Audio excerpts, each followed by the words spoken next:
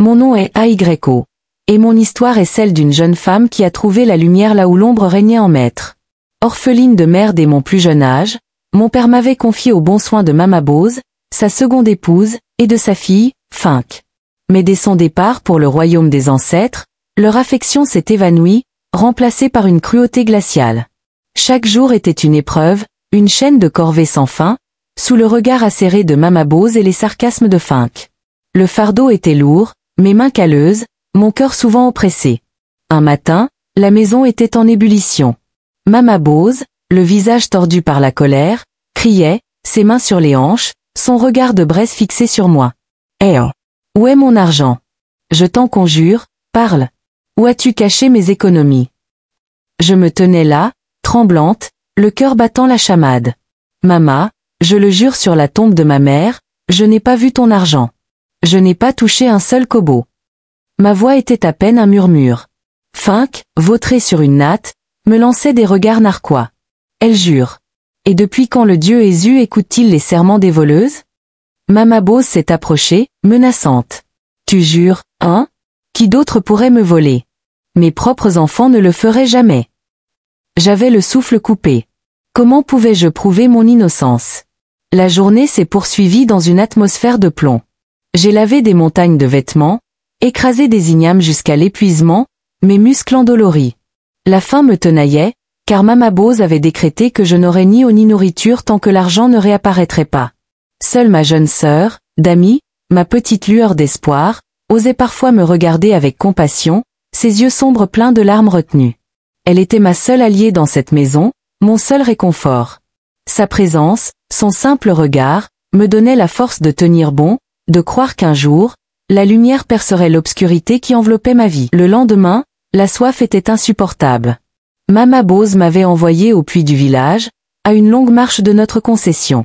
Le soleil tapait fort, asséchant ma gorge à chaque pas, et le lourd seau d'eau sur ma tête me coupait le souffle. J'étais sur le chemin du retour, les épaules courbées, quand une voiture a ralenti à ma hauteur. C'était une voiture moderne, élégante, un luxe rare dans notre village. Un homme jeune et distingué a baissé sa vitre, son sourire éclairant la journée. « Bonjour, mademoiselle. Permettez-moi de vous aider. Vous semblez épuisée. » C'était Nandi, un architecte, venu assister au mariage traditionnel d'un ami.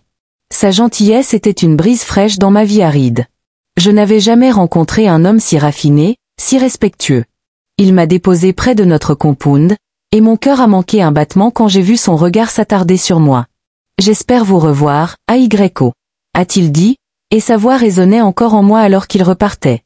Mais mon court instant de bonheur a été gâché par l'ombre de Fink, tapis derrière un manguier. Ses yeux, perçants comme ceux d'un vautour, avaient tout vu. Elle courut rapporter la scène à Mama Bose, déformant chaque détail pour me nuire. « Mama, tu ne croiras jamais ce que j'ai vu. Cet AYO se prostitue déjà. Un homme riche l'a ramené. » La fureur de Mama Bose a éclaté comme un orage, balayant le fragile espoir que Nandi avait allumé en moi. J'avais si peu de moments de joie, et Fink semblait déterminé à me les arracher tous. Je savais que cette rencontre, aussi brève et innocente soit-elle, allait me causer encore plus de problèmes. Ma vie était un tissu de peine, et chaque fil de bonheur semblait y être arraché brutalement. La fureur de Mama Bose suite au rapport de Fink fut terrible. Elle m'accusa de toutes les turpitudes, me traitant de « vagabonde » et de « honte pour la famille ». Mais la vraie tempête se préparait. Quelques jours plus tard, Mama Bose, le visage illuminé par une joie suspecte, annonça la grande nouvelle. « AYO, prépare-toi. Tu vas te mourir. » Mon cœur fit un bond. « Qui? Comment? Pourquoi ?» Elle révéla alors le nom, le grand chef Obafemi. « Il a demandé ta main. Quelle bénédiction pour notre famille. » Mon sang se glaça. Le chef Obafemi, cet homme âgé, dont le corps était aussi courbé que le bâton qu'il utilisait pour marcher, cet homme qui avait déjà 6 épouses, dont certaines étaient plus jeunes que moi, l'idée était insupportable. Je savais qu'il était riche, un homme d'influence dans notre région, mais l'épouser signifiait une vie de servitude et d'oubli. Non, Mama, s'il te plaît, non. Je ne peux pas épouser le chef Obafemi. Ma supplication se perdit dans son regard froid. Tu n'as pas ton mot à dire, misérable orpheline. C'est un privilège. Fink, jubilant, me lança. Tu es une chanceuse, AYO. Bientôt, tu seras la 7e poule dans l'enclos du vieux coq. Ces mots étaient des dagues. Mama Bose avait déjà convoqué les anciens du village pour la cérémonie de la dot. Elle leur avait dépeint une version embellie de la situation, affirmant que j'étais ravie de cette union.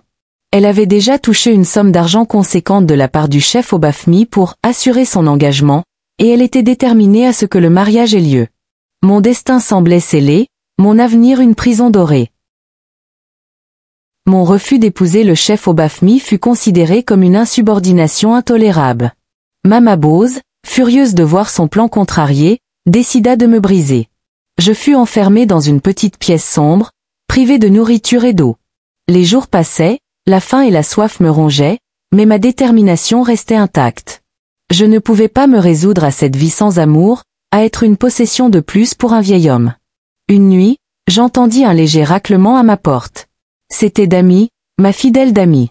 Elle avait réussi à se faufiler avec un petit bol de fufu et une calebasse d'eau. Ses yeux étaient rouges de larmes. AOSILT plate mange. Ne les laisse pas te briser. Son courage me donnait la force de continuer. Pendant ce temps, Nandi, intriguée par mon absence et incapable de me joindre, est venue à la concession. Mama Bose et Fink l'ont accueillie avec des sourires mielleux et des mensonges bien ficelés. Oh Nandi! Quel plaisir! AYO n'est pas là. Elle est promise au grand chef Obafemi. Elle est si heureuse, en train de faire ses préparatifs. Fink ajouta, non sans une pointe de malice. Oui, elle est déjà considérée comme l'une de ses épouses, très occupée à la cour du chef. Nandi a écouté, son visage exprimant un mélange de confusion et de suspicion. Il connaissait notre village, il connaissait la réputation du chef Obafemi. Il n'a pas cru un mot de leur bobard. Son regard a balayé la cour, cherchant un signe de moi. Il a senti la tension, le mensonge dans l'air, et est parti, mais non sans promettre de revenir. Son départ a ravivé mon espoir, même si j'étais prisonnière. Je savais qu'il y avait une chance, aussi infime soit-elle, que la vérité éclate. Mais pour l'instant, je devais endurer, prier les ancêtres pour ma délivrance. Chaque goutte d'eau, chaque morceau de fufu que Dami risquait sa propre sécurité pour m'apporter, était un gage de mon attachement à la vie, à ma liberté. La visite de Nandi avait semé le trouble dans l'esprit manipulateur de Mama Bose. Elle avait vite compris que Nandi était un parti bien plus jeune et potentiellement plus riche que le chef Obafemi. Son ambition démesurée lui fit imaginer un nouveau plan, encore plus tordu. Si AYO était destiné à épouser un vieil homme, alors Fink, sa propre fille, devait s'accaparer ce beau et prometteur Nandi. Elle a immédiatement mis Fink au courant. Ma fille, c'est ta chance. Cet architecte, Nandi, est tombé sous le charme de cet AYO. Mais nous allons changer ça. Il va t'épouser, toi. Fink, dont l'orgueil et la jalousie ne connaissaient pas de limites, a accepté avec enthousiasme. Mama Bose lui a prodigué des conseils, des stratagèmes pour attirer Nandi, pour le manipuler. Sois thou sois serviable ma fille. Fais-lui croire que tu es la plus vertueuse des femmes. Nandi, quant à lui, était tiraillé. La version des événements de Mama Bose ne lui semblait pas juste. Il ne pouvait pas croire qu'AYO, la femme aux yeux tristes mais si fière, puisse être heureuse avec un vieil homme. Mais il ne parvenait pas à la retrouver, et les mensonges de Mama Bose sur son « bonheur » avec le chef Obafemi l'avaient troublé. Dans son désir de comprendre ce qui se passait et peut-être de se rapprocher de la vérité, Nandi, bien que confus et le cœur lourd, a accepté de passer du temps avec Fink. Il espérait qu'en restant dans les parages, il découvrirait ce qui était réellement arrivé à AYO. Mais pour moi, enfermée et ignorante de ses véritables intentions, cette nouvelle était un coup de massue. Dami, ayant appris la nouvelle par les ragots du village, m'a rapporté que Nandi passait du temps avec Fink. Mon cœur, déjà brisé, s'est effondré. J'ai cru qu'il m'avait oublié, qu'il avait choisi Fink, la manipulatrice, la fille de ma persécutrice. La douleur était si intense que j'en ai pleuré des larmes amères, croyant que tout espoir m'avait quitté. Ma vie était un naufrage, et même la bouée inattendue qu'avait été Nandi semblait avoir dérivé loin de moi. Dami, ma chère petite sœur, fut ma sauveuse sans le savoir. En rentrant de l'école, elle entendit les rumeurs du village. Le mariage forcé d'AYO avec le chef Obafemi, et, pire encore, l'idée que Nandi fréquentait Fink. Son jeune cœur, rempli d'amour pour moi, se révolta. Elle s'est précipitée à la maison, les yeux flamboyants de colère. Funk. Comment peux-tu faire ça à AYO? Et toi, Mama, tu la laisses épouser ce vieil homme pendant que tu pousses Funk vers Nandi? La confrontation fut houleuse. Funk, comme à son habitude, niait tout, mais Dami était déterminée.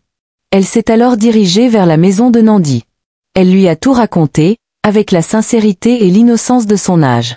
Elle a parlé de ma captivité, de ma souffrance, du complot de Mama Bose pour me forcer à épouser le chef Obafemi, et de la façon dont Mama Bose tentait de le manipuler pour qu'il épouse Funk. Nandi, écoutant chaque mot, sentit que toutes ses suspicions étaient confirmées. La vérité, cachée sous des couches de mensonges, commençait à se dévoiler. Ses yeux, d'abord assombris par la confusion, s'éclairèrent d'une nouvelle détermination. Il a compris qu'il n'avait jamais été question de l'argent volé, mais d'une machination ignoble pour se débarrasser de moi et s'accaparer sa richesse potentielle. Il a alors décidé d'agir. Il se rendit chez mon oncle paternel, un homme respecté dans le village. Là, il fit une demande directe sur les arrangements de dot pour mon mariage avec le chef Obafemi. Mon oncle, un homme d'honneur, choqué par les questions de Nandi, a révélé l'ampleur de la duperie. Mama Bose avait empoché l'argent de l'engagement du chef Obafemi, sans jamais en informer le reste de la famille ni valider la proposition de dot avec les anciens, une violation flagrante des coutumes. Elle a trompé tout le monde, Nandi, a déclaré mon oncle, le visage grave. Elle a même gardé une partie de l'argent que le chef avait donné pour les dépenses du mariage. C'est une escroquerie. La vérité était là, cruelle et sans appel. Nandi était maintenant armée de preuves et d'une détermination sans faille. L'aube de la vérité se levait enfin, et avec elle, l'espoir d'une justice pour moi. Le jour fatidique arriva, porté par l'air chaud et les chants joyeux du village, qui ignorait la tragédie qui se jouait derrière les sourires. Les préparatifs pour mon mariage, avec le chef Obafemi battaient leur plein. J'étais là, au milieu des femmes du village qui s'affairaient autour de moi, m'enduisant de pâte de camoud, tressant mes cheveux de manière complexe avec des perles et des coquillages. On m'habillait d'un somptueux râpé de soie tissée, orné de broderies délicates, un symbole de pureté et de prospérité que je ne ressentais absolument pas. Mon visage était maquillé, mes mains et mes pieds décorés de motifs au henné. Je n'étais plus AYO, mais un objet de cérémonie, une mariée sans joie, une offrande à un destin que je n'avais pas choisi. Mon cœur était lourd comme une pierre, mon esprit engourdi par la résignation. Je me regardais dans le miroir, ne reconnaissant pas cette femme parée, son regard vide trahissant la douleur de son âme. Chaque perle, chaque motif, chaque pli du tissu me semblait être une chaîne de plus. À l'extérieur, le compound était en effervescence. Des musiciens jouaient des rythmes entraînants sur leurs gangans, tambours parlants, et des danseurs tourbillonnaient. Les femmes chantaient des louanges au chef Obafemi, célébrant la nouvelle alliance. Mama Bose, son gelé plus grand et plus imposant que jamais, son visage fardé d'un large sourire, arpentait la cour avec une fierté ostentatoire. Elle saluait les invités, acceptait les félicitations, se réjouissant de son triomphe et de l'argent qu'elle avait déjà empoché. Ses yeux brillaient de cupidité, ignorant la souffrance de sa prétendue fille. Le chef Obafemi arriva avec sa délégation, imposant et fier dans ses robes richement brodées. Il était impatient de prendre possession de sa nouvelle épouse, de me compter parmi ses trophées. Je pouvais presque sentir son regard avide sur moi, même à distance. Le moment de ma présentation approchait, et avec lui, la fin de mon espoir. Je priais les ancêtres pour un miracle, pour une intervention divine, car je savais que sans elle, mon âme serait à jamais emprisonnée. Le moment de ma présentation arriva. Mon cœur battait la chamade, non pas d'excitation, mais de terreur. Je traversai la cour, guidé par les femmes, les yeux baissés, mais pas lourds sous le poids du destin. Le chef Obafemi était assis majestueusement, entouré de sa famille, un sourire avide sur les lèvres. Il tendit la main, impatient de me prendre. Mais juste à ce moment-là, un tumulte éclata à l'entrée du compound. La musique s'arrêta brusquement. Tous les regards se tournèrent vers la porte. C'était Nandi. Il entra, non pas seul, mais accompagné de mon oncle paternel, de plusieurs anciens respectés du village, et, à ma grande surprise, de représentants des forces de l'ordre local des vigiles du village, connus pour leur intégrité. Nandi, dans un agbada impeccable, son visage grave mais déterminé, s'avança. Il tenait des documents en main. Arrêtez cette mascarade. Sa voix résonna dans le silence stupéfait. Ce mariage est basé sur un mensonge. Mama Bose, d'abord choquée, tenta de protester. Mais qu'est-ce que cela signifie? Qui êtes-vous pour interrompre une cérémonie sacrée? Mon oncle prit la parole, le ton sévère. Mama Bose, nous savons tout. Nandi a découvert ton escroquerie. Tu as empoché l'argent de l'engagement du chef au BAFMI sans respecter les traditions, sans consulter les anciens ni AYO elle-même. Tu as usurpé des fonds et menti à tous. Le chef au BAFMI, réalisant qu'il avait été dupé, se leva, furieux. Quoi? Une trahison. Je vous avais fait confiance, femme. Il donna l'ordre à ses hommes de se saisir de Mama Bose. Elle, blême, tenta de fuir, mais fut rapidement appréhendée. C'était un chaos indescriptible. Au milieu de ce tumulte, Nandi s'approcha de moi. Mes yeux levèrent vers les siens, remplis de larmes d'incrédulité et d'un espoir renaissant. Il posa un genou à terre, me tendant une petite boîte. Aojtam. Je sais que tu n'es pas la femme que l'on essaie de faire de toi. Deviens ma femme, ma seule femme, avec l'honneur et le respect que tu mérites. Voici la véritable dot, en accord avec les ancêtres et les coutumes de notre peuple. Mon cœur, qui avait été une pierre, s'est allégé. Les larmes ont coulé, cette fois de joie et de soulagement. Je n'ai pas hésité. Oui, Nandi. Oui. La cour, d'abord stupéfaite, a éclaté en clameurs de joie. La justice avait prévalu, et le destin, enfin, m'avait souri. Le tumulte de la révélation passée, une nouvelle ambiance s'installa, celle de la joie pure. Le chef au BAFMI, bien que furieux de l'escroquerie de Mama Bose, fut impressionné par l'intégrité de Nandi et par la beauté de ma dot.